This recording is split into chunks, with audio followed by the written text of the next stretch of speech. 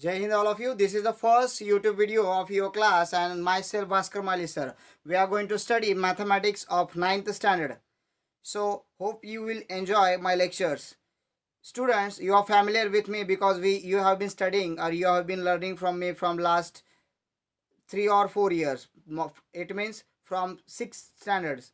So I think you are familiar with me, so I don't have any problem regarding any communication or any regarding what we can say discussion. Okay, so hope you will support me. So let's start today's first chapter of mathematics part 1, because I already introduced you that there are two parts of mathematics, part 1 and part 2. Now in part 1 we are going to start first chapter, set. See, I will use here Hindi language so everybody will understand, because you know that many concepts which are little bit difficult, so I have to use a local language so you will definitely understand what I want to say. But whatever the concepts are important to explain in English, that I will definitely explain you in English. So better we will use a mixed language that will help you to understand all the concepts what I will teach you. Okay, so let's start set. Set इस chapter में पहले हम definition देखेंगे set की. देखो set क्या होता है. सेट, अगर आप कभी भी मार्केट में जाओगे तो आपको हर एक चीज का सेट मिलता है, कलेक्शन मिलता है. कलेक्शन मीन्स कैसा कलेक्शन. अगर आप क्लोथ्स के दुकान में गए तो ऑब्वियसली आपको क्या मिलेगा, क्लोथ्स का कलेक्शन मिलेगा, शर्ट का कलेक्शन मिलेगा, पैंट का कलेक्शन मिलेगा, उसके बाद आपको टी शर्ट्स का कलेक्शन मिलेगा. बहुत सारे कलेक्शंस होते हैं. अगर आप लोग फर्नीचर की दुकान में जाते हो तो आपको फर्नीचर मिलेगा, फर्नीचर का कलेक्शन, जैसे चेयर्स का कलेक्शन है, बेड्स का कलेक्शन है, टेबल्स का कलेक्शन है, सोफास का कलेक्शन है. कलेक्शन की ये दुनिया बेटा. यहाँ पे कोई सिंगल चीज़ आपको नहीं मिलेगी. कोई सिंगल एक एक ही सफरचंद लेके बैठेगा क्या? नहीं ना बेटा.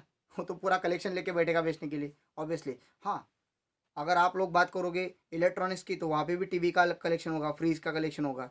सो देखो, जितने वर्ड्स मैंने यहाँ पे बोले, जैसे फ्रिज बोला, फ्रूट्स के वर्ड्स बोले, फर्नीचर्स बोले, क्लोथ्स के बारे में बोला, ये सारा आपको पता है.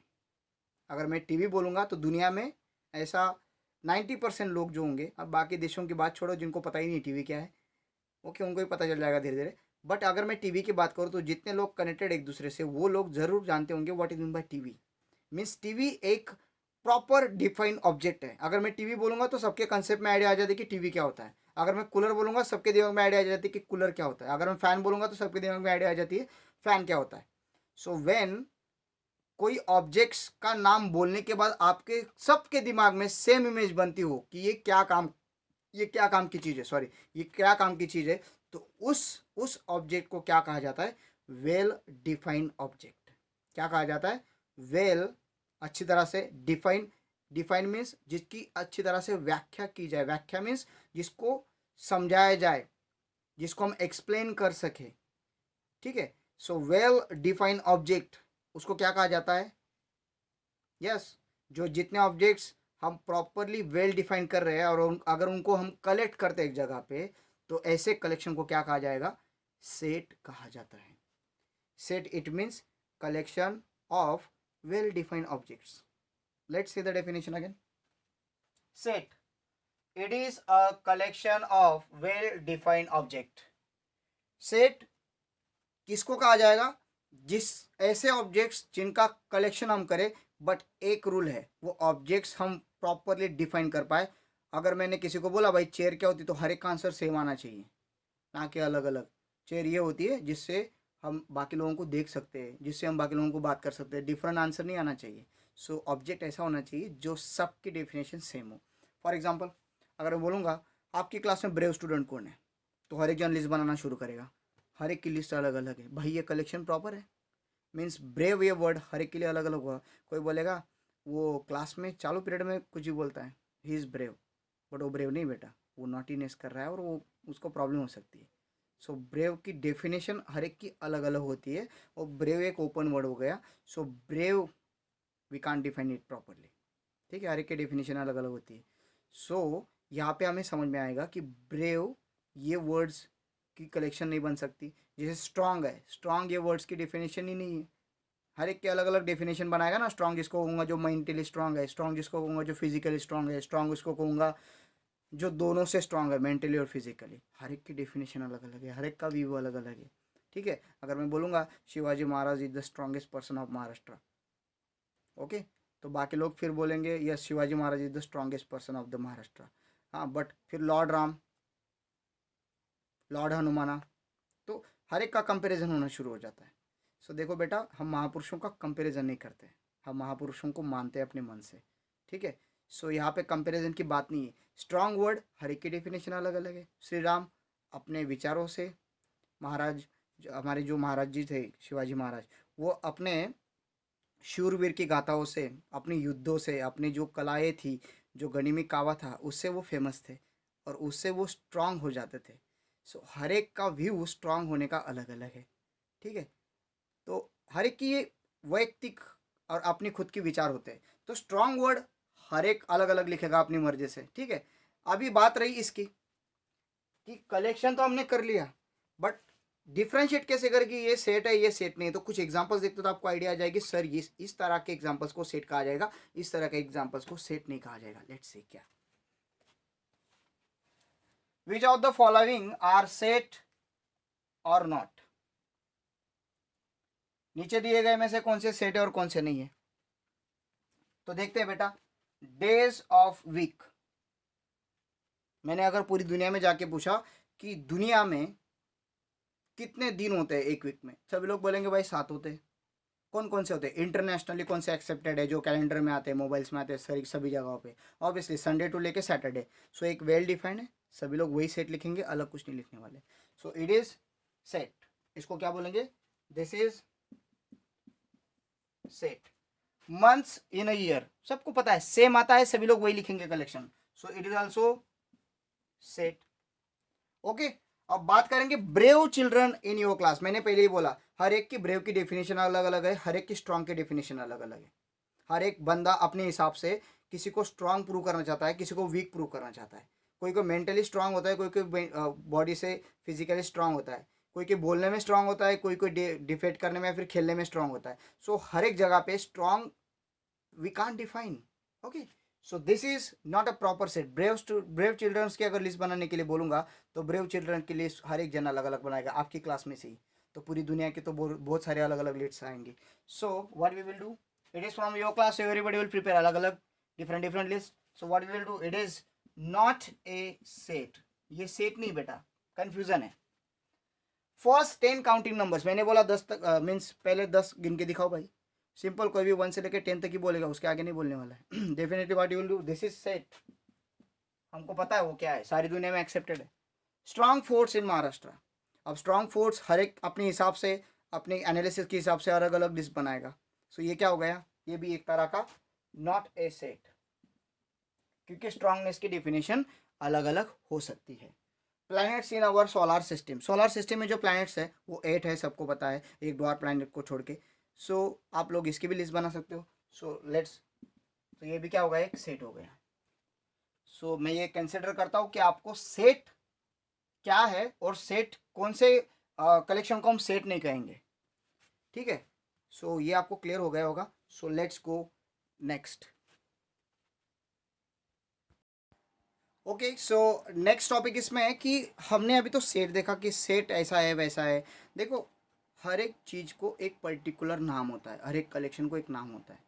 तो अगर मैं यहाँ पे कुछ कलेक्शंस लिखूंगा, समझ लो मैंने नंबर्स, देखो यहाँ पे हम नंबर्स पे ज़्यादा वर्क करेंगे। एक बात याद रखना, ये जो चैप्टर है ये बहुत इंपॉर्टेंट चैप्टर है। आपको लग रहा होगा सर इतू सा चैप्टर, बेटा इतू सा नहीं है, इंजीनियरिंग तक ये चैप्टर ख़त्म नहीं होता है। हर साल इसके छोटे छोटे कंसेप्ट ऐड होते जाते हैं। जैसे आपको पता है कि आपने डिवीज़न पढ़ा तो अब तक डिवीज़न आपका पीछे ही नहीं छोड़ रहा है, वैसे ये सेट अभी चालू होगा ना, तो आपका जब तक एजुकेशन ख़त्म नहीं होता, जहाँ तक आप लोग मैथ्स को रिलेटेड रहोगे वहाँ तक ये सेट आपको छोड़ेगा नहीं। तो इसको समझना बहुत इंपॉर्टेंट है। ये चैप्टर को जो लाइट ले लेगा उसके लाइट बुझ जाएंगे बेटा, means he will never understand set concept, okay. So ये बेसिक है, इसको ठीक से समझ लोगे तो 10th में नहीं प्रॉब्लम होगा, कि 10th में प्रोबेबिलिटी करके एक चैप्टर है जिसमें हमें इसका यूज़ करना है। 11th में भी सेट थेरीज के बहुत सारे चैप्टर्स है, उसमें यूज़ करना है हमें। आगे 12th में है और उसके आगे भी है, जो MBA है, इंजीनियरिंग लाइन है, उसमें आते ही ये।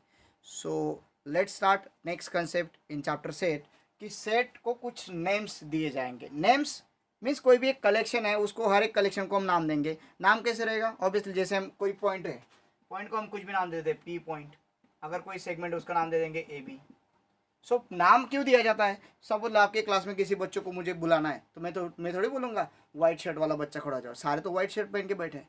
अगर मुझे नाम पता तो जल्दी खत्म हो जाता है काम। सो नेम देना इंपॉर्टेंट होता है। आपके गांव में तो बहुत सारे लोग होंगे, तो काला काला मुर्गा, क्या तो गोरा गोरा मुर्गा, हर एक अपने अपने हिसाब से बोलता है। तो अभी बहुत सारे काले भी होते हैं, बहुत सारे गोरे भी होते हैं, कौन आएगा? अगर नाम पता है particularly, definitely we will call him in a second. So names important है, और सेट को भी नेम दिए जाते हैं। अभी नेम कैसे देना है? कैपिटल लेटर से यूज़ करते हैं सेट को नेम देने के लिए, जैसे A B C Z तक। ओके, डॉट डॉट डॉट आप Z तक यूज़ कर सकते हो नेम्स देना। और एलिमेंट्स जो होते हैं सेट के, जनरल एलिमेंट्स की बात कर रहा हूँ मैं यहाँ पे। ये वर्ड बहुत इंपॉर्टेंट, जनरल। क्यों, आपको समझाऊंगा मैं, आएगा जब कंसेप्ट तब मैं बोलूँगा कि मैंने वहाँ पे जनरल वर्ड यूज़ किया था। जनरल एलिमेंट्स कैसे शो करते हैं? सपोज एक सेट है, तो उसके कलेक्शन क्या है समझ लो, A B C D, ये कलेक्शन है उसका। ठीक है, तो यहाँ पे हमें एक बात समझ में आ रही है कि set A is equals to curly bracket में ये एलिमेंट्स लिखे गए। करली ब्रैकेट में एलिमेंट कैसे लिखोगे?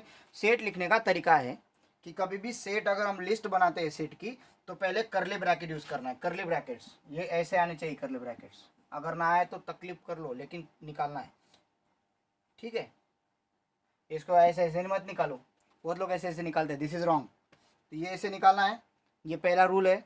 दूसरा रूल है, जितने भी एलिमेंट्स लिखोगे कॉमा करके सेपरेट करके लिखने पड़ते हैं, सेपरेट करके लिखना है कॉमा करके।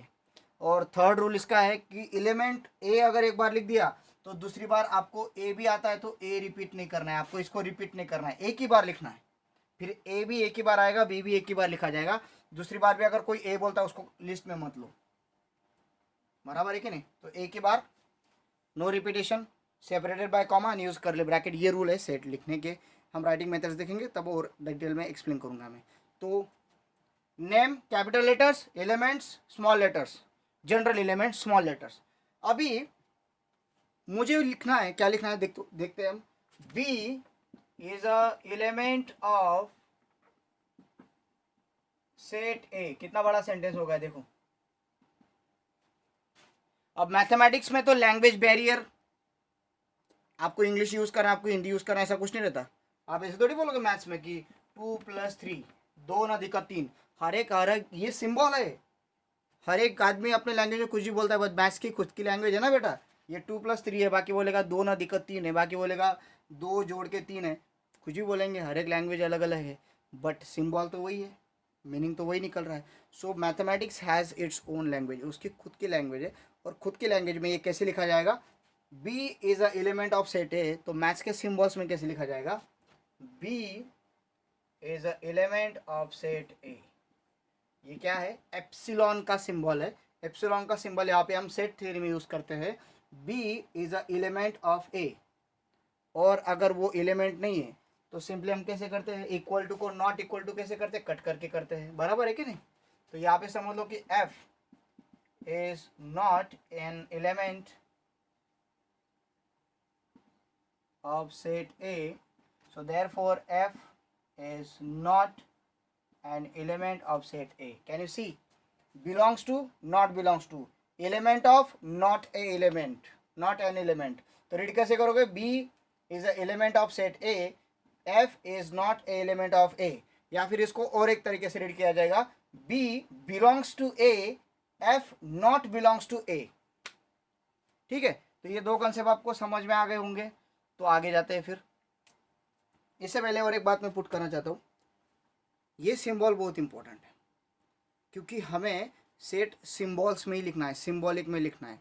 लेटर्स और वर्ड्स का कम यूज़ करना है, सिंबल ही यूज़ करना है। तो इसलिए आपको ये कंसेप्ट समझने चाहिए। जिन लोगों को प्रॉब्लम आती है, they can call me, I will help them, but it is very mandatory to write like this. B belongs to A या फिर B is a element of A, दोनों करेक्ट है, दोनों आप लिख सकते हो। F is not an element of A, F not belongs to A. देखो यहाँ पे एफ था क्या? नहीं था, तो है क्या वो एलिमेंट? नहीं है। बी था, यस था, इसलिए एलिमेंट है। ठीक है, इनको एलिमेंट्स कहा जाता है। ये सारे ऑब्जेक्ट्स है, और ये जब कलेक्शन बनता है तो इसको क्या कहा जाता है? एलिमेंट्स कहा जाता है। सो होप आपको ये समझा होगा, और अगर कुछ डाउट है तो आप लोग मुझे मैसेज करो। नेक्स्ट जाते हैं। Names of set of numbers. देखो मैंने पहले एक्सप्लेन किया था, हम सेट में नंबर्स पे ज़्यादा वर्क करेंगे। कुछ सेट ऑफ नंबर्स है और उनके नेम्स क्या है उसके बारे में भी डिस्कस करेंगे। देखो सेट ऑफ नंबर्स आपने पढ़ा है, पहले क्या पढ़ा है आपने कि सेट ऑफ नंबर्स जो होते हैं वो नेचुरल नंबर है, होल नंबर है, इंटीजर्स है, रैशनल नंबर है, इरेशनल नंबर है, रियल नंबर्स है। तो ये सारे अलग अलग सेट है। तो इसको कुछ नेम्स दिए, जैसे सेट को मैंने बताया कि कैपिटल लेटर से हम रिप्रेजेंट कर सकते हैं, तो इनको भी एक पर्टिकुलर कैपिटल लेटर असाइन किया गया है। वो जो लेटर है वो रिप्रेजेंट करेगा कि this is natural number, this is whole number, this is integer, likewise they will represent. Just capital N भी लिख दिया तो नेचुरल नंबर कंसिडर करना पड़ेगा। ठीक है, तो देखते हैं हम कि एन, अभी जस्ट मैंने बताया एन किसको रिप्रेजेंट करता है, नेचुरल नंबर का सेट है। ये किसका सेट है, नेचुरल नंबर। मीन्स एन में क्या आ जाएगा, सारे natural number 1 2 3 4 5 dot dot dot dot. ठीक है, ओके। अभी डब्ल्यू, डब्ल्यू में क्या आता है, होल नंबर। किसका सेट है ये, होल नंबर का सेट है, जिसमें W इज इक्वल्स टू, इसमें आ जाएगा 0 1 2 3 dot dot dot and so on. So it means in natural number if we will add 0, so that will become whole number set. So whole number set is represented by using W and natural number set is represented by capital N, because we know that already the letters are in capital form. These are the two sets. Again next set is integer. So it is represented by I, integers. Okay, but after 10th standard integer is represented by z. Remember एक बात याद रखना है, आई से भी represent करते हैं, Z से भी रिप्रेजेंट करते हैं। तो वहाँ पे आप जाके 11th में से ना बोलो कि भास्कर माली सर ने कुछ नहीं सिखाया, वहाँ पे तो आई था बुक में, इधर जेड आ गया। बेटा इसको जेड भी बोलते हैं। क्यों, आई का यूज़ अलग नंबर को रिप्रेजेंट करने के लिए हो जाता है। वो कौन सा अलग नंबर है आपको पता है, I for irrational numbers, we will say that one. जब इरेशनल नंबर का कंसेप्ट आएगा तब इसको जेड बनाना पड़ेगा, बट इस चैप्टर में हम इरेशनल नंबर्स पे वर्क नहीं करने वाले हैं, तो इसलिए यहाँ पे वो रिप्रेजेंट नहीं किया, इसलिए इसको हम आई भी यूज़ करेंगे, जेड भी यूज़ करेंगे, और चलता है आई जेड, नो प्रॉब्लम। आई या फिर जेड, इंटीजर्स, इंटीजर्स क्या होते हैं, positive negative and zero numbers. So let's do it, I is, हम अभी इसको आई कंसिडर करेंगे, बट कभी कभी जरूरत पड़ी तो जेड को भी याद करवा दूंगा मैं। सो डॉट डॉट डॉट इधर में जाएगा, इधर ये जीरो है, इधर -1, फिर -2, इधर डॉट डॉट डॉट, इधर 1, इधर 2, इधर ये डॉट डॉट डॉट, दोनों तरफ इनफाइनाइट होता है ये। जीरो से लेके लेफ्ट साइड नेगेटिव जाएगा, जीरो से लेके राइट साइड पॉजिटिव जाएगा।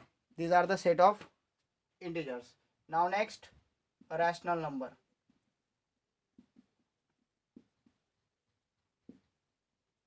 अभी ये जो रैशनल नंबर है बेटा, इसको हम रिप्रेजेंट करेंगे आर से, करेक्ट है। फिर रियल नंबर को किससे रिप्रेजेंट करेंगे बेटा, इसलिए इसके लिए अलग वर्ड दिया है, अलग लेटर दिया है। अलग लेटर क्या यूज करेंगे इसके लिए हम, Q. Q represent rational number. अब रैशनल नंबर क्या होता है, रैशनल नंबर एक ऐसा नंबर जो पी अपॉन क्यू के फॉर्म में हो, और पी और क्यू जो होंगे वो क्या होंगे, बिलोंग्स टू आई होंगे। आई मीन्स वो इंटीजर्स होंगे, निगेटिव पॉजिटिव नंबर होंगे, बट एक कंडीशन रहेगी, क्यू कभी भी जीरो नहीं होगा। फिर बाकी आप कुछ भी डाल दो, पी की भी वैल्यू जीरो डाल दो तो भी वो रैशनल नंबर है। आपको पता है रैशनल नंबर एक बिगर सेट है, जिसमें नेचुरल नंबर भी आ जाते हैं, होल नंबर भी आ जाते हैं, इंटीजर्स भी आ जाते हैं। ठीक है, सो ये रैशनल नंबर है जो आपको 8 में बहुत डीप में पढ़ाया गया था।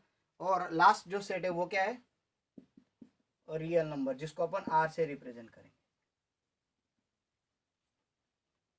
ठीक है बेटा, सो होप यू अंडरस्टूड दिस, और अगर कोई डाउट है तो आप आगे पूछ सकते हो मुझे। ठीक है, अभी नेक्स्ट जाते हैं मेथड्स ऑफ राइटिंग सेट।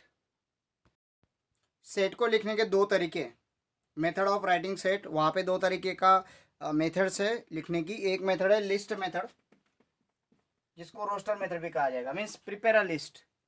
और एक है रूल मेथड, या फिर जिसको बोलते हैं builder form, set builder form.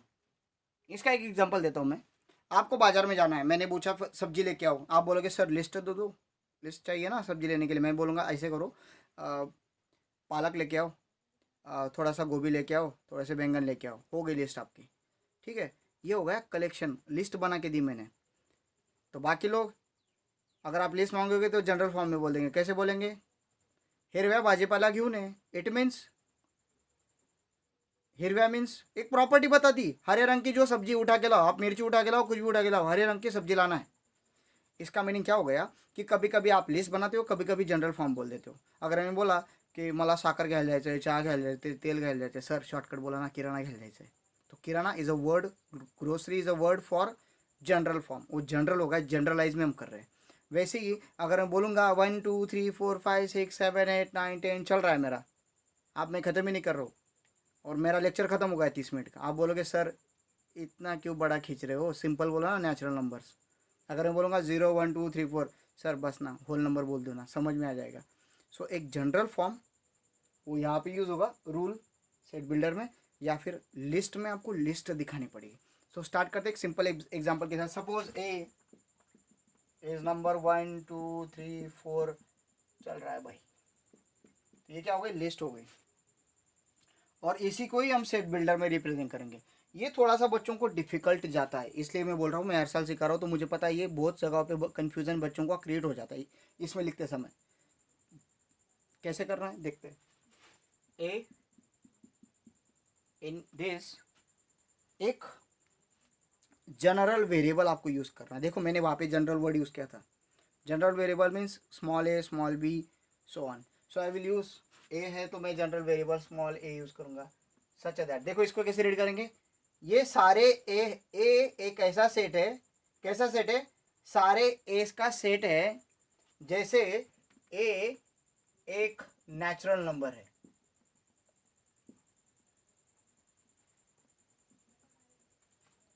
English में कैसे रीड करना है, A is equals to all is such that, all is such that, एक बार और रिपीट कर रहा हूँ मैं, set A is equals to all A's such that A is a natural number. 3 बार मैंने रिपीट किया यहाँ पे ऑल एज, ये बहुत बच्चे भूल जाते हैं यहाँ पे बोलना, इसलिए मैंने 3 बार रिपीट किया कि capital A set A is equals to all A's such that A is a natural number.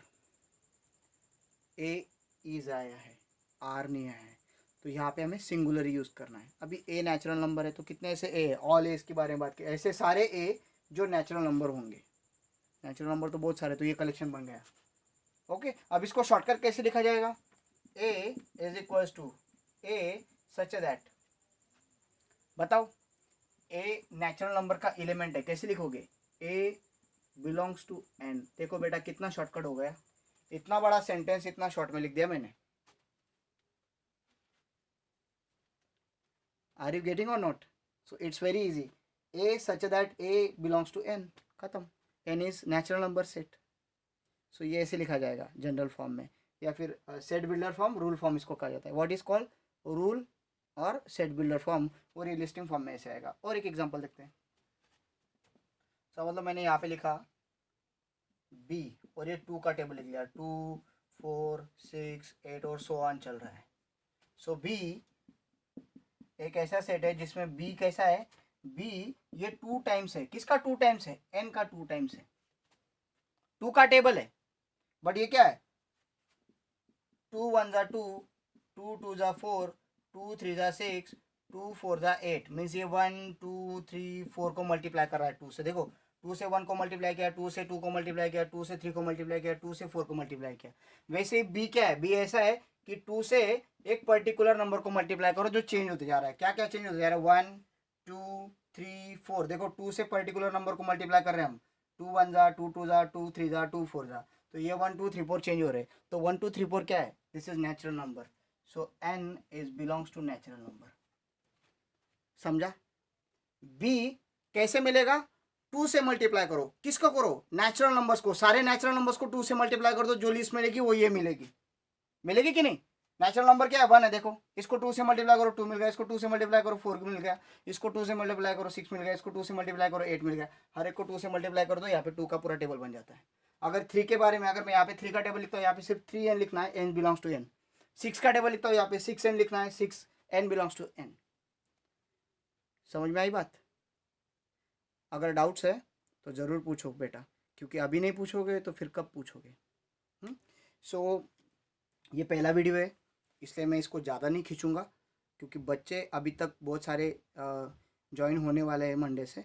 सो उनका ये लॉस ना हो इसलिए। So we have started this basic concept, और इसमें अगर आपको कुछ डाउट्स हैं तो डेफिनेटली आपको पूछना है, वो छोड़ना नहीं है। तो आज के लिए इतना ही करते हैं हम। कल संडे है, तभी भी हम, हमारा स्टार्टअप है तो हम संडे को वीडियो डालेंगे। अगली बार से संडे को वीडियो नहीं आएगा, संडे के दिन रेस्ट होता है, मेरे लिए भी आपके लिए भी, ठीक है, because we are human beings and we need little bit rest. So hope you understood. कोई डाउट्स है तो पूछिए। और देखो, अगर आप ये वीडियो देखने के बाद मुझे कुछ कमेंट्स भेजते हो कि सर ये अच्छा है, ये ऐसा हुआ, ये वैसा हुआ, so I will be happiest person in the world because my students are watching my video and I will be very fortunate. मैं बहुत खुद को फॉर्चुनेट फील करूँगा, और वो मोमेंट अच्छा रहेगा कि बहुत सारे कमेंट्स आएंगे। So thank you, have a great day. और बाकी अगर कोई डिटेल्स है तो मैं ग्रुप पे आपको भेजूंगा ही, ठीक है। तो यहाँ पे मैं आपका टाइम नहीं वेस्ट करता। Thank you.